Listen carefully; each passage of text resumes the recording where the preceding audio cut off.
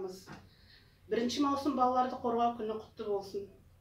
Барлығыңызға ашық аспан, бейбіт өмір, сәбилерге бақытты балалық шақ, әрқашан сыңғырлаған күлкі тілейміз.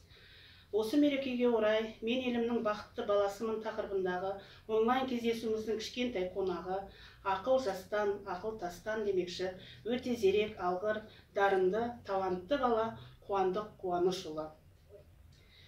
Қуандық жайлы кішкене мәлімет бере кетсек, Қуандық кішкентай кезінен балабақша сахнасында көркем сөз оқып көзге түскен.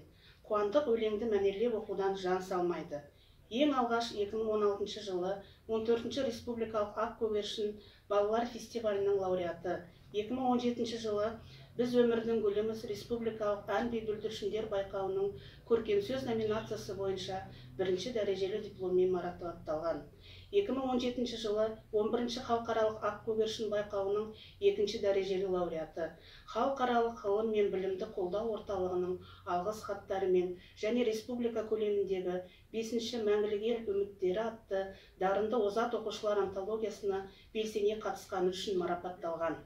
Бақытты елдің ұрпағы қорының ұйымдастыруымен өткен республикалық дала сазы атты байқауында көркем сөз номинациясы бойынша жоғарғы деңгейде өнер көрсеткені үшін бас жүлдеге ие болып, Сочи қаласында өткен 15-ші халықаралық Черноморский Олимп фестивалінің 1-ші орын лауреаты дипломмен марапатталған.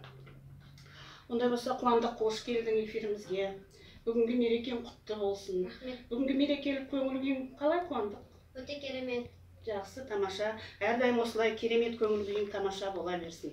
Ондай болса, өзіңе кішкене сұрақтар қойып, әңгімесіп, дидарласып отырайық, Қуандық. Саған өлең оқуды кім үйретті? Маған өлең оқуды анам үйретті. Және Арай балабақшасындағы Раушан апай үйретті. Жарайды, жақсы. Неше жасыңда өлең оқи бастадың? Мен өлеңді 3 жасымнан бастап оқи бастадым. Ол кезде Арай балабақшасы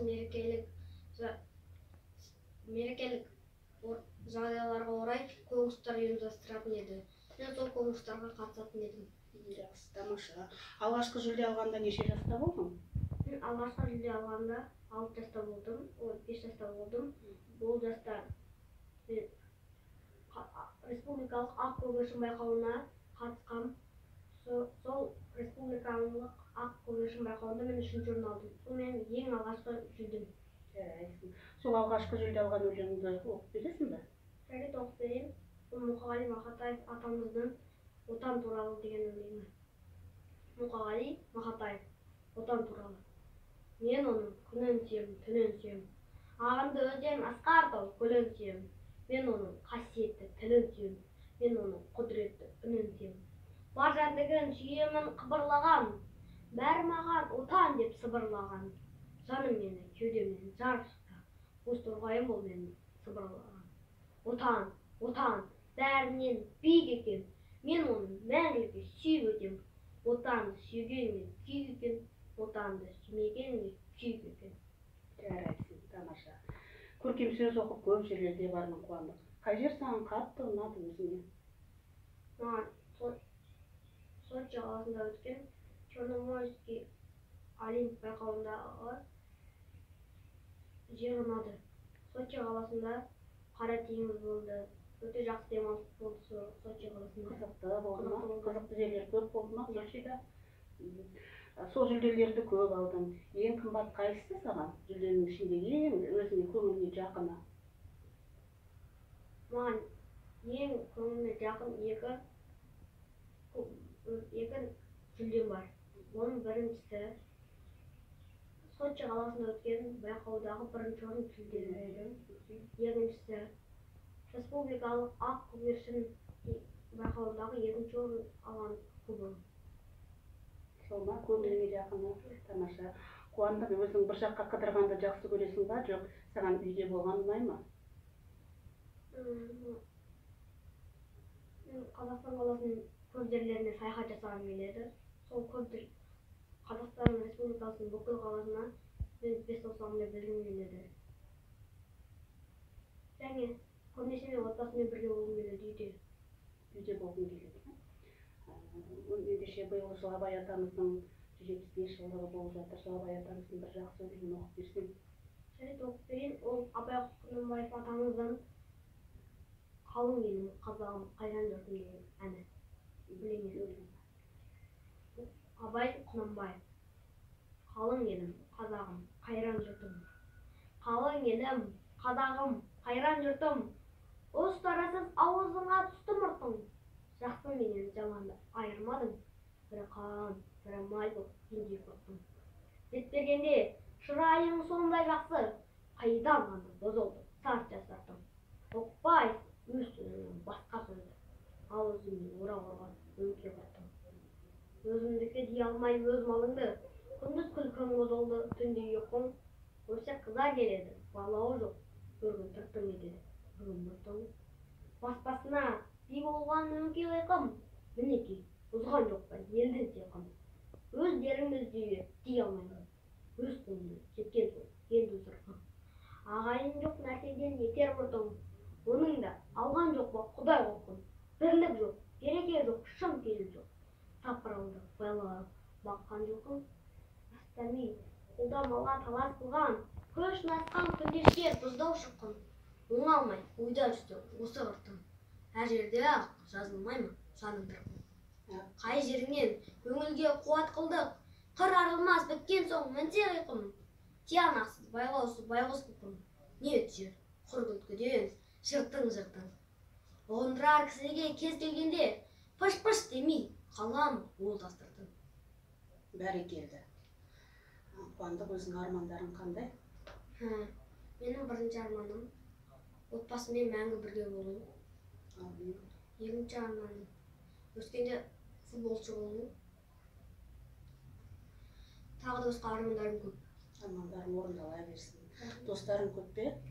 Иә, мен түрлі байқауларға қатысқанда көп дос балалармен таныстым. Олардың көбін мен Астана қаласына таптым. Астана қаласында. Сол достарыңмен хабарласып тұрасың ба? Ол достарыммен жиі хабарласам, бірақ қазір хабарласуды кішкене қойдық. Олардың қолы тимейді. Қолы тимей ма? Ерекше жақсы көретін қай пән мектепте? Маған ерекше жақсы көретін пән 3 пәнім бар. Оның біріншісі математика, екіншісі қазақ тілі, үшіншісі әдебиеттік оқу. Тамаша. Енді Қуандық, көп жерге өлеңмен барып жатырсың. Сол кезекті өлеңдеріңе берейікші. Бірнеше өлеңдеріңді оқып берсең.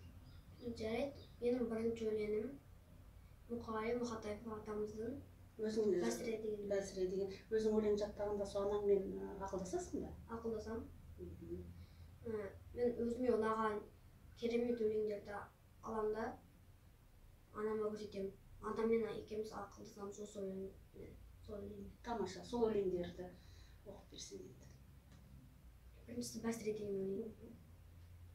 Мұқағали Мақатаев, Бәсіре. Жылқышы атам қамқоршы асыл еді. Әкелді де ертеді Бәсірені. Үзеңгіні тең-тең ұрны қанша. Бәсірені құлақтан басыр еді. Асаутай мөңке тұғын көрінбеді. Тебінбеді немесе шегінбеді. Атамтайдың құлағын қоя бері. Тізгін жылды ұстатып тебінбеді. Сарт еткізіп бір тереу мама қашты. Әзер тұрған Асаутай ала қашты. Бір тентектің үстінде бір тентек бар. Екі тентек айдай деп жағаласты. Жүйрік желмен біз қашан жарысқалы, атамдар мен ауылды алыстады. Қос тентектің қылығын көп көрдім мен, көршілерін иті де қалыспады. Ласың иттер дауысы аттан ұрды, Бәсіре атылады сақпан ұрлы. Екі тізгін бір шылбыр қолға ұстатып, осылай атам мені аттандырды. Құлаймын-ау деген бір қауіппенен, шауып келем ызғытып шауып келем. Атам таққан құйысқан түсіп қапты. Әттеген ай қай жерден тауып бер. Екінші өлеңі бар. Ол Мұқағали Мақатаев атамыздың Аққулар ұйықтаған деген өлеңі. Осы өлеңін сен Сочида бас жүлде алдың ғой, осы поэмасында. Оқып берем. Мұқағали Мақатаев Аққулар ұйықтағанда поэмасынан үзінді. Өзен де жоқ сыймаған арнасына, жылға да жоқ дала мен жалға суға, тасқан тұнған жаңбырдан тамшысындай. Қалай біткен мына күн тау басына. Өлтірейді, қарайды қарғашыңа. Жалғыздықтан жамандық бар ма сірә? Қанша ғасыр өтті екен, қанша заман. Қанша ұрпақ кетті екен, қанша адам, қанша шырса өсті екен, құлады екен. Жетім көлге қарауға қисамаған. Жетім көлден су ішкен қанша марал, қанша киік қалеген сай салада. Қанатынан үзіліп ән самал, қанша мал кетті екен аңсағаны. Ортаймаған жетім көл толмағанда, туған өмір ұқсайды болмағанға. Сызық та жоқ, бетінде сызық та жоқ.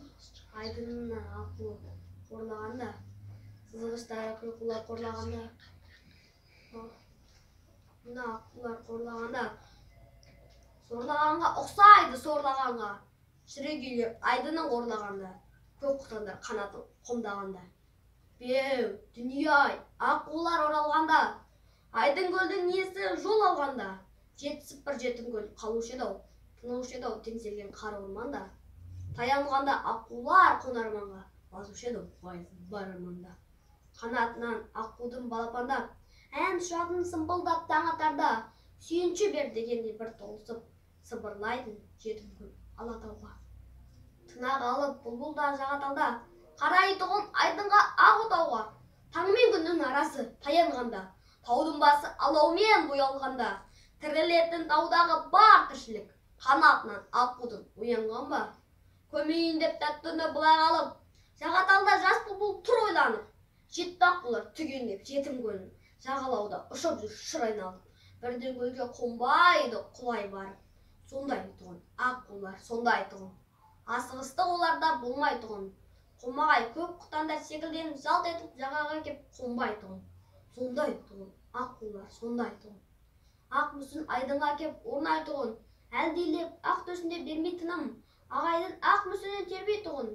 Бұл көлге мылтық алған таятшы емес, тірі жан аяқ басып келмей тұғын. Аққулар аман есен қайтқанша суына жетім көлін шөлдей тұғын. Суымен сырқаттарын емдей тұғын. Оралмады аққулар осы маңға. Жылдар өтті, байқұстар шошынған ба? Жетім көл жетімсіреп қала берді. Арман-ай, аққуымен қосылар ма? Бәрекелді. Өнерің өрге жүрсін. Тағы бір өлеңім бар. Ол Мұхтар Шаханов атамыздың төрт ана деген. Мұхтар Шаханов төрт ана. Тағдырыңды тамырсыздық індетінен қалқала. Мазмұн жоқта, мазмұнсыздық шыға келер ортада. Әр адамның өз анасынан басқа да ғұмырынан етер мәңгі астана. Жемеп жүрер арқада, болу керек қасиетті төрт ана. Туған жері түп қазығы айбыны, туған тілі мәң өнегі айдыны, жан байлығы салт дәстүрі тірегі, қадамына шуақ шашар үнемі. Және туған тарихы еске алуға қаншама ауыр әрі қасіретті болса да, құдірет жоқ төрт анаға тең келер. Онсыз санаң қамбаға құсап сенелер, өзге ананың ұлылығын танымас, төрт анасын менсінбеген пенделер. Төрт анадан сенің тәбе албаған, ешқашан бақ жұлдызы жанбаған. Төрт ана үшін болған күрестердің осы. Тамаша, бәрекелді. Үлкен-үлкен белестерден көрінген ғой, сахналардан, биіктерден көрейік қуандық. Енді мына бүгін мереке, достарыңа, қатарластарыңа мерекелік тілегіңді айтып өте қойшы. Менің мерекелік тілегім. Достар, сендерді балалар күтімен шын жүректен құттықтаймын. Мен сияқты тақпақтар айтып, менен жақсы дәрежелерге жетіңдер. Және сендер де бақытты болыңдар мәңгілікте. Отбасыларымен бірге болыңдар. Рахмет. Бұндай болса, құрметті эфир қонақтары, оқырмандарымыз, біз бүгін қуандықпен мақтанамыз. Қуандықты алдағы уақыттарда бұдан да биік белестерден көретінімізге сенімдіміз. Еліне жеріне адал, отанын сүйетін ұл тәрбиелеп отырған Қуандықтың ата-анасына кітапханамыздың атынан алғыс айтамыз. Бүгінгі балаларымыздың мерекесі құтты болсын. Тек биіктерден көрейік. Сау болыңыздар.